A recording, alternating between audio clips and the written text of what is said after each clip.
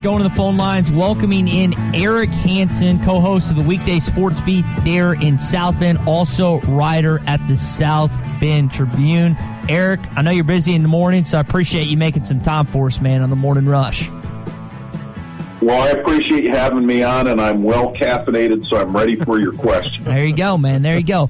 So, man, a lot of Arkansas fans had this game circled on their calendar. Razorbacks taking on the Fighting Irish in South Bend, a game that the Hogs have never traveled to. I know my brother, he's already bought his plane ticket. Many of my friends had bought their Airbnb, and now it doesn't look like that many, if any, Arkansas fans are going to be able to attend. Eric, what are your thoughts on the attendance for the Notre Dame-Arkansas game and how it's going to shake out? You know, I had a chance to talk to Notre Dame Athletic Director Jack Swarbrick last week. We haven't touched base this week yet. But at that point, I asked him what kind of priority was there for the Navy, Arkansas, and Western Michigan game, the three remaining non-ACC games on their schedule. And he was kind of ambivalent about it. They're really driven at this point about what the ACC is going to do. And I know Pete Thamel from Yahoo yesterday mentioned the ACC maybe mid-next week is going to unveil a 10-game conference schedule and a +1. So that would leave Notre Dame a chance to play somebody outside the ACC. And I do expect their schedule to be heavy ACC. So that could be Arkansas. I'm just, at this point, I think we'll have a better idea in the middle of next week if Arkansas becomes a priority. Eric, on the note of that, Tommy and I were discussing this earlier this week. While Notre Dame is technically an independent, they do have 6 ACC games on their schedule. So with what you're talking about, will they be required, if they're admitted to play ACC teams, to follow what the ACC protocol is for this upcoming college football season? Well, I think they want to do that. When I asked Jack Swarbrick about that, he said they've been a great partner, and they were going to make sure that Notre Dame wasn't left scrambling for opponents. Again, 3 of their games disappeared with the Pac-12 and the Big Ten going to conference-only schedules, and the games they lost were Stanford, USC, and Wisconsin. So I think they're happy to kind of fall in line with what the ACC is doing. And again, I expect it to be a heavy ACC schedule. Their testing standards are probably at least what the ACC is doing, if not a little bit more. They've been really successful in terms of players being on campus. There was a positive test when the players arrived in June, and then there has been one positive test since then. Yeah. How much longer do you believe Notre Dame can remain somewhat independent in football, or do you think this will begin the movement for Notre Dame becoming a member of the ACC at some point in the near future in football as well? Well, their desire, and they've done referendums and stuff, mostly with the Big Ten, but they really want to stay independent, and they would not join the ACC or any other conference, but it would be the ACC unless they were forced to. So what could force them to do that? There's a few things. One is if their NBC contract goes away and they don't have someone else to kind of pick that up. Number 2, and this is probably the most important one, is if the rules changed about access to the college football playoff. If at some point it became conference champions only, then that would cause Notre Dame to look at a conference. And the third part already kind of happened once, and that's why they're in the ACC in most sports. If they didn't have a place for their basketball teams, for their Olympic sports teams to play, and that happened when the Big East imploded, that would be a problem, and they would have to look at a conference. They were fortunate that the ACC kind of let them in halfway. The deal is they play an average of 5 ACC football schools a year. This year it happens to be 6. some years it's 4, but typically it's 5. So that's where they're at. So there's really no desire for them to push into a conference. 11-2 a year ago. What was the expectation in South Bend? I know there's a national fan base. There's always a lot of expectation in recent years for Notre Dame. What was the expectation around the Fighting Irish program this year if there had been a 12-game season? Well, I think they were pretty excited about it. Since they had their divot of 4-8 in 2016, they've been 33-6 over the last 3 years, and they have a third-year starting quarterback, all 5 starting offensive linemen back. They only have a couple position groups that are kind of iffy, young wide receivers and young cornerbacks. They didn't change schemes in the off season, which is great during a pandemic that you have some familiarity with the schemes. So there was a lot of optimism. When you looked at the schedule, the bumps were Wisconsin, a game that's gone away, USC, a game that's gone away, and a game that's still on the schedule, Clemson in November. So that Clemson game, Clemson coming to Notre Dame Stadium, a lot of people are pretty excited for that to see how they measure up after getting dusted by Clemson in the 2018 playoff. Eric Hansen with us, co-host of the Weekday Sports Beat and writer at the South Bend Tribune, talking Notre Dame football. Eric, you mentioned Pete Thamel's report of Yahoo Sports speaking to the 10-game +1. So if Notre Dame, you mentioned, has 6 ACC games on their schedule, would they add 4 more? Like, how are they going to go about doing that in accordance with, you talking with Jack Swarbrick, how are they going to go about doing that with Swofford over there at the ACC?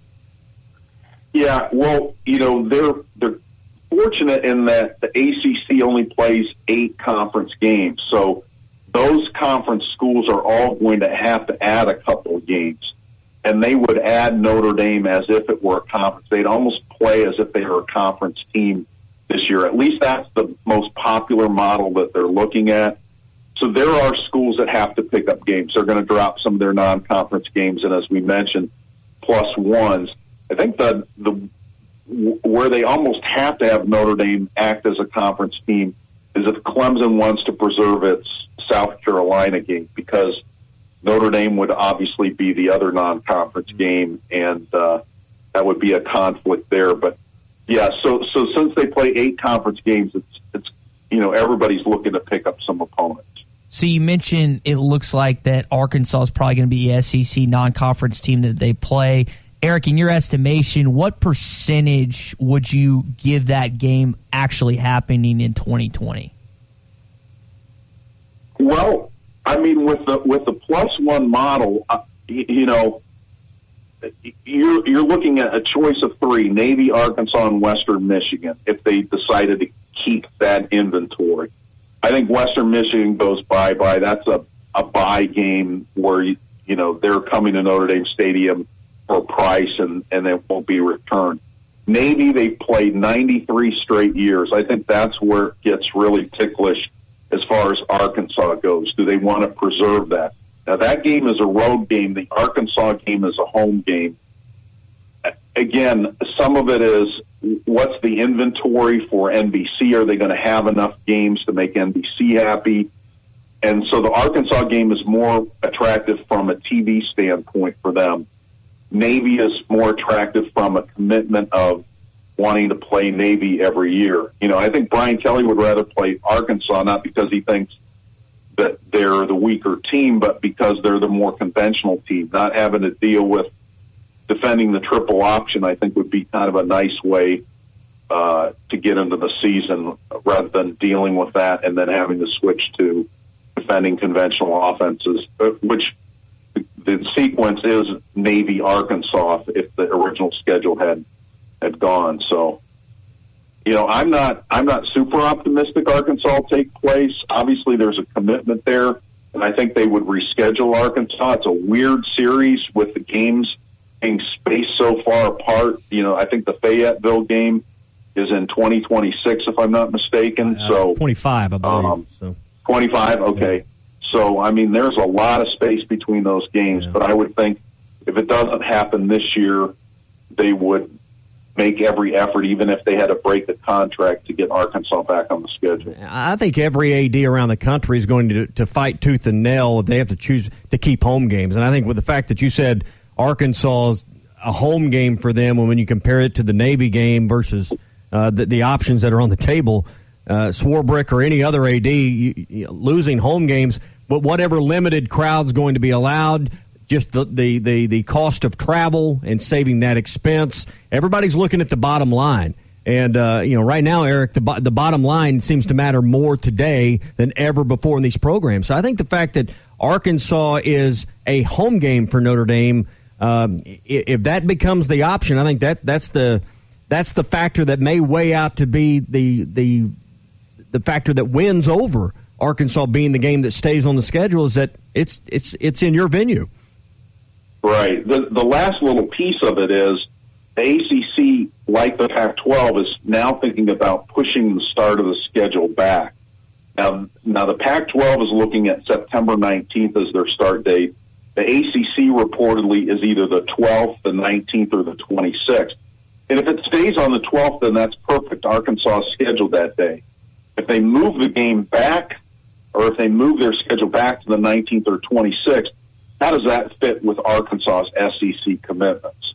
So we'll find out about that also probably middle of next week. Yeah. It's varied around the country. I'm just kind of interested. How much work, if any, did Notre Dame get in the spring? Arkansas got none in. It's varied around the landscape of college football. Did Notre Dame get any spring practice in at all? They got one game in, and then they went on spring break, and then they were going to have their second practice on St. Patrick's Day, and they never came back from spring break. They never came back to campus. They never had another spring practice. So they did get the one spring practice in. We're talking Notre Dame football with Eric Hansen here on the Morning Rush. Aaron, you brought up Ian Book earlier, the 5 offensive line starters that are back. Who else is going to give Arkansas problems on offense this upcoming season for the Notre Dame Fighting Irish? Somebody that you guys probably haven't heard of, it's a guy named Kevin Austin. He's a wide receiver from South Florida. He was suspended last year. He was, demoted to their scout team while he was suspended, practiced with the team. And they had one of the top pass defenses in the country last year. They were 5th in the nation in pass efficiency defense. And he gave them fits in practice every day. So that's the guy I would be looking out for. Maybe a second guy there would be Michael Mayer, a freshman tight end from the Cincinnati area. He's actually from the Kentucky side of the river. I'd say those two are guys that could be surprises on offense. Eric, we had this whole thing planned out where we are going to do a radio show live from ESPN Chicago on Friday and then make our way up to South Bend. That could still happen, but it's kind of up in the air right now based on what everything's going on. From a guy that gets to cover Notre Dame, experience the pageantry of Touchdown Jesus, everything involved there, can you explain to Arkansas fans what a game day atmosphere is like in South Bend, Indiana? Well, I'll tell you the best way I can explain it is I grew up in Ohio. I went to Ohio State, and so I had gone to a lot of Ohio State games, which is pretty rich in tradition itself. Mm-hmm. And the first Notre Dame game I ever covered was the first time I had been to an opposing stadium where I went, whoa, they have a lot going on here. And in terms of tradition and everything else, it was almost like the first time you said, wow, there are other people that know how to do this. Now, again, I had never been to any SEC schools at that point. This was very early in my career. It actually was my first year.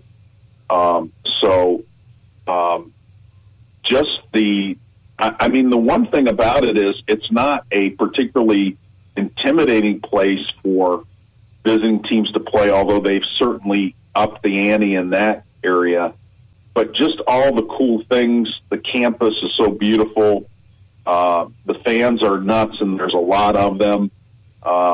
It's just a really, really neat Saturday afternoon. I think Lou Holtz, who coached at Arkansas and Notre Dame both, said something to the effect that if well, I'm going to butcher it, so I'm going to leave his quote alone, but it's something about you really have to experience it to be able to describe it. Hey, what has Jack Swarbrick been saying, or it may not be anything declarative at this point, but which way are they leaning as far as attendance, the amount of fans they're going to let in? Have they made any kind of statements at this point about their plans for fans in the stands at Notre Dame? They haven't. When we spoke last week, he said they kind of want to have their schedule in place first before they make that kind of announcement. I know that they want to prioritize students, faculty, and staff. They want to make sure that group gets in. And fortunately for people maybe that are opposing teams that would like to get to Notre Dame Stadium, they don't have a huge student body like a place like Ohio State does. I know that they're not going to sell single-game tickets. The question is, will they honor will there be visiting fans in the stadium? That's what we don't know. Now, they've modeled, I think, all different kinds of attendance figures up to probably about a third of the stadium. It seats 77,000 plus. So you're talking maybe, 25 plus thousand fans at the most. So I'm not sure how that bodes for visiting fans. And again, you have to remember, in all these venues, there are local health codes in place that are going to affect things. And Indiana has, for a long time, been in a really good spot with this coronavirus and COVID-19. Lately, we've seen some spikes, and including locally. So, again, that could affect what happens in the stadium. But for right now, our governor would allow there to be fans in the stands and a great number of fans in the stands. They're going to have, I think, almost 100,000 at the Indy 500 next month. So that's as soon as we know what the schedule is, we'll know more what the ticket situation is. But even if there were 20,000 in the stands and you were fortunate enough to get in, you're really not getting the experience of attending a game at Notre Dame. You're not. It's not going to be the same. And so, that's the thing. We were wondering with the Clemson game if Clemson would try to kind of take over the stadium like Georgia did in 2017. That's not going to happen, obviously. But, yeah, it's going to be different, this is something that we don't have any context for. But I can't imagine, did you guys watch the baseball games last night? Yes. Yeah.